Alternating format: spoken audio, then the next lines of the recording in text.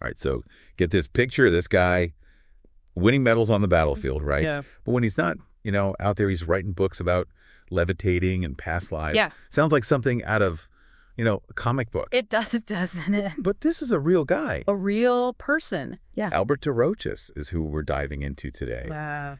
And he's fascinating. He is. Because he was both a decorated military officer and a serious researcher of, I guess we could call it the unseen world. Absolutely, yeah. A true Renaissance man, wouldn't you say? Definitely. And we're working with a couple of sources here. Okay. One is a page from a Brazilian Spiritist Center website. Interesting. Which already kind of gives you a hint about where his interests lay. Yeah. And the other one is a Wikipedia entry. All right. But get this, it's in Portuguese.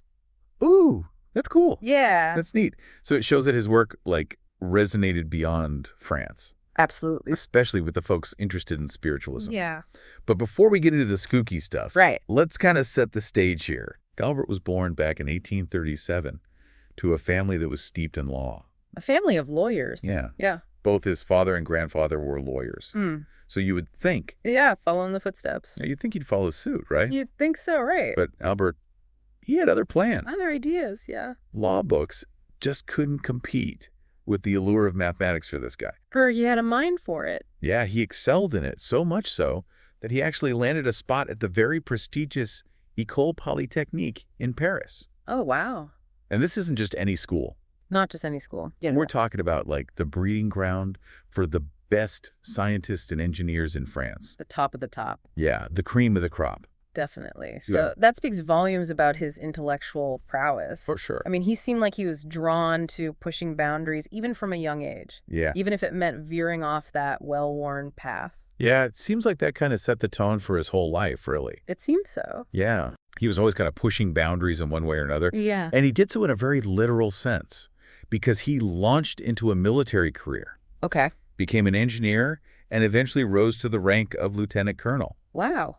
This guy even saw action in the Franco-Prussian War. Oh, wow. So we're not talking about just some armchair theorist here. No boots on the ground. This guy was out there in the thick of it, Yeah. and his service record is peppered with all sorts of accolades. All kinds of accolades, yeah. The Legion of Honor, the Order of St. Maurice and St. Lazarus. Yeah. I mean, these weren't participation trophies. They were not, no. This guy was the real deal. He was a man who clearly thrived in highly structured environments. Yeah. Achieving significant recognition within those traditional systems. Yeah. So we have this image of this very accomplished, decorated military man. Right.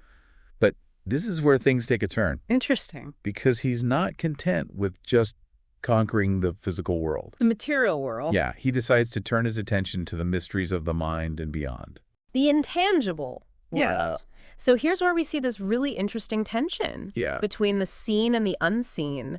The tangible and the intangible come to the forefront. Totally. Yeah. So he takes early retirement from active military service, Mm.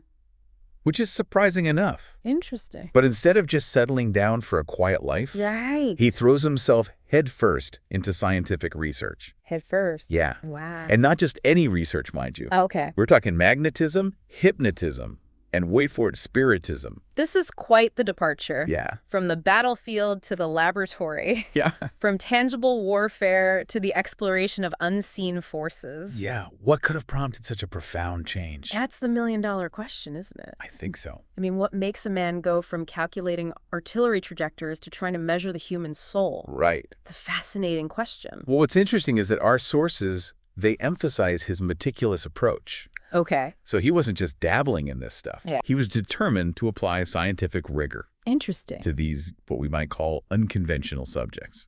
So you have this fascinating paradox. Yeah. This man who was so steeped in logic and reason, Right. yet he was drawn to phenomena that defied conventional explanation. I Exactly. mean, he was walking this tightrope between two worlds, Yeah. attempting to bridge what was considered scientifically acceptable with the more esoteric realms. It's almost like he was trying to find a way to make the two worlds compatible. In a way, yeah. And get this. Okay.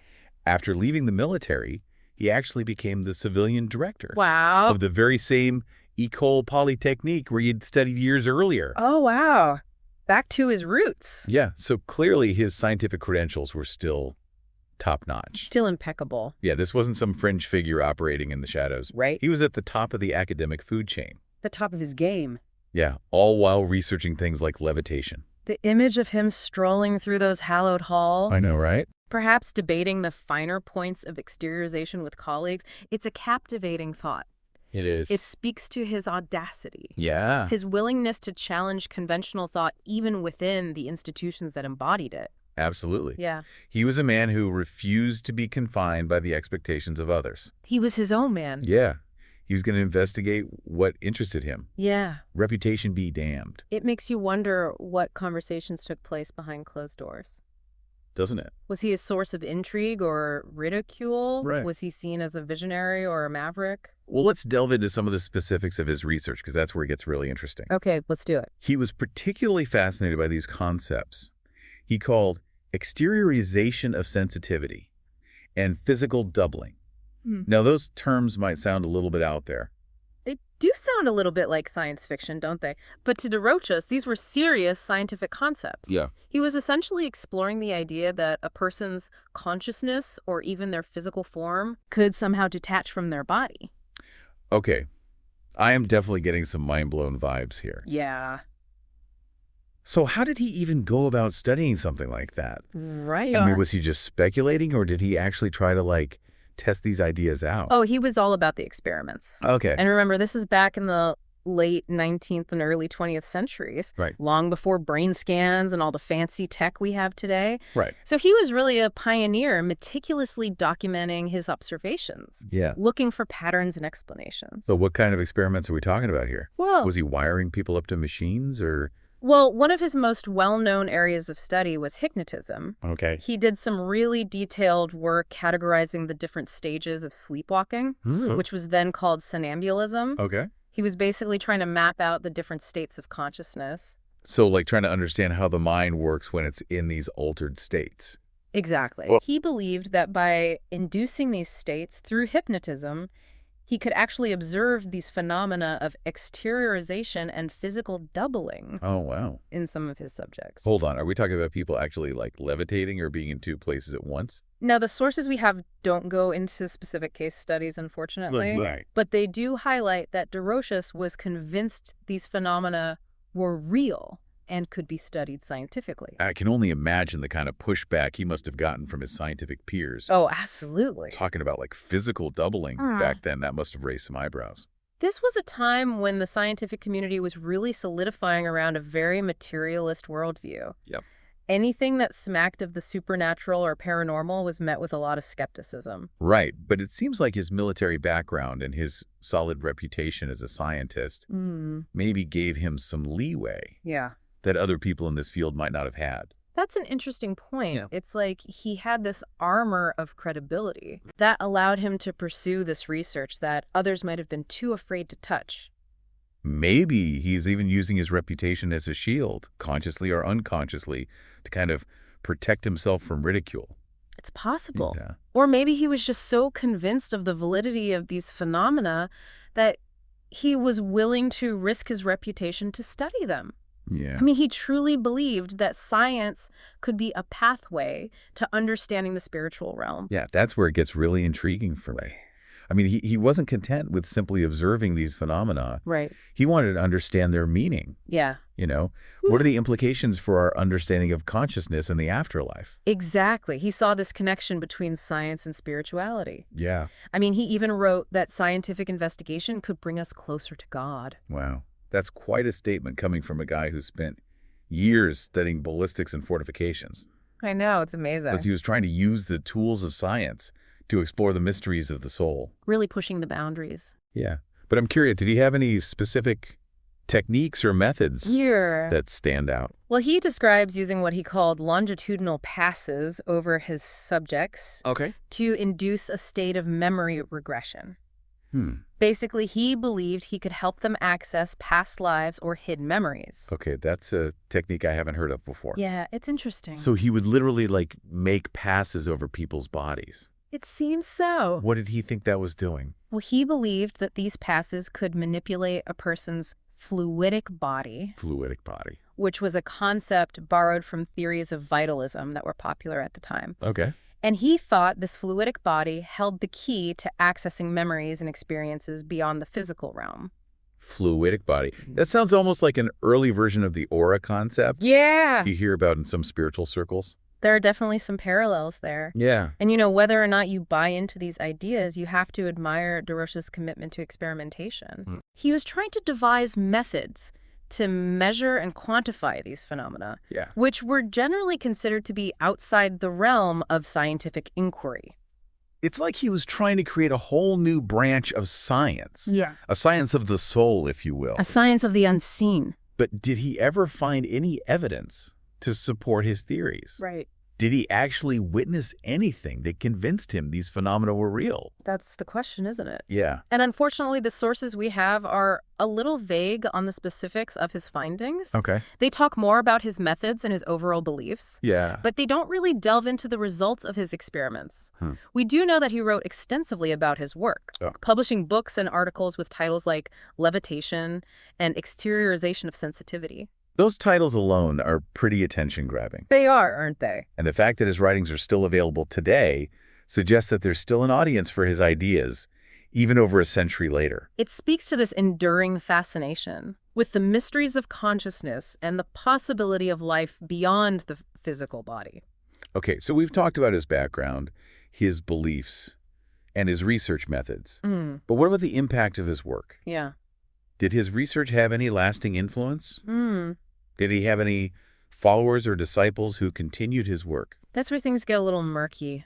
Yeah. The sources don't really address the question of his legacy within the scientific community. Right. It'd be interesting to see if his work had any direct influence on the development of parapsychology as a field of study. Yeah. Did he just end up being a fascinating footnote in the history of science?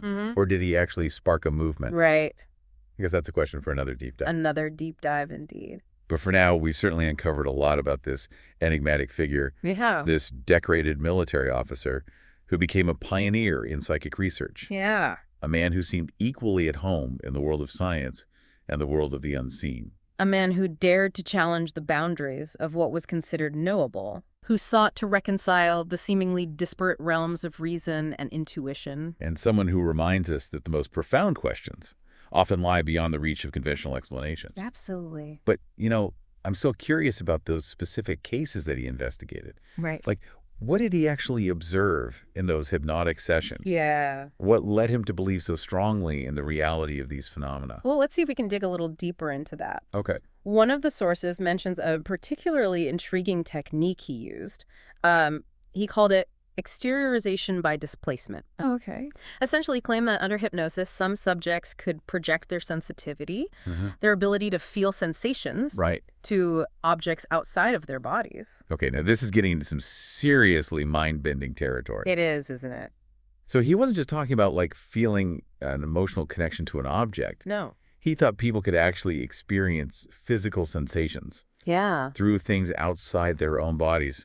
That's how he interpreted it. And he described some pretty wild experiments. Okay. Like, for example, he would place objects behind screens or in other rooms and then ask his hypnotized subjects to describe what they felt. Wait, so he'd have someone in a trance and they'd claim to feel the texture of, say, a piece of velvet. Yeah. That was in a completely different room. Exactly. And according to Rochas, these descriptions were often surprisingly accurate. Wow. He even claimed that some subjects reported feeling pain Oh, my God. when a pin was pricked into a cloth that was supposedly connected to their projected sensitivity. I'm trying to wrap my head around this. Yeah. It almost sounds like a very early, very analog version of virtual reality. But instead of technology, it's the power of the mind creating these experiences. There is a certain parallel there, and I think that's what makes Rochas so intriguing. He was grappling with these ideas that we're still trying to understand today. Concepts like the nature of consciousness, the mind-body connection, the limits of perception. It's interesting you mentioned earlier that the sources don't really delve into the specifics of his findings. Right. But in a way, maybe that vagueness adds to the mystery. It does, doesn't it? It leaves us with these tantalizing hints and clues, these open questions that invite us to explore further. Absolutely. It's like he left us with a trail of breadcrumbs. Yeah. A path to follow if we're curious enough to venture beyond the conventional. And isn't that what a good deep dive is all about? Exactly. It's not just about absorbing facts. No. It's about sparking curiosity igniting a desire to learn more, to question our assumptions. Yeah, challenge what we think we know. So what do we make of Alberto Rochas? Right. Is he a visionary ahead of his time, a scientist who dared to explore the fringes of human experience? Or was he simply a brilliant mind who went astray, seduced by the allure of the paranormal? Perhaps he was a bit of both. Yeah. A man driven by a deep curiosity. Yeah. A desire to push the boundaries of knowledge, even if it meant venturing into uncharted territory. And ultimately, isn't that what drives progress in any field? Yeah. The willingness to ask difficult questions, to challenge the status quo, to embrace the unknown. Maybe DeRoche's greatest legacy is not the answers he found, but the questions he dared to ask. Interesting. Questions about the nature of consciousness. Right. The limits of perception. The possibility of life beyond the physical. Questions that continue to resonate with us today. Exactly. Questions that invite each of us to embark on our own deep dives. Yeah. To explore the mysteries that lie within and beyond ourselves. Absolutely. So as we wrap up this exploration of Albert de Rochas, we leave you with a final thought. Okay. What unseen forces might be shaping your own reality? What possibilities lie dormant within your own consciousness? Very interesting questions. We encourage you to keep exploring, to keep questioning, to keep pushing the boundaries of what you think you know. I like it. Thanks for joining us on this deep dive. It's been a pleasure. Until next time, keep those minds open and those questions flowing.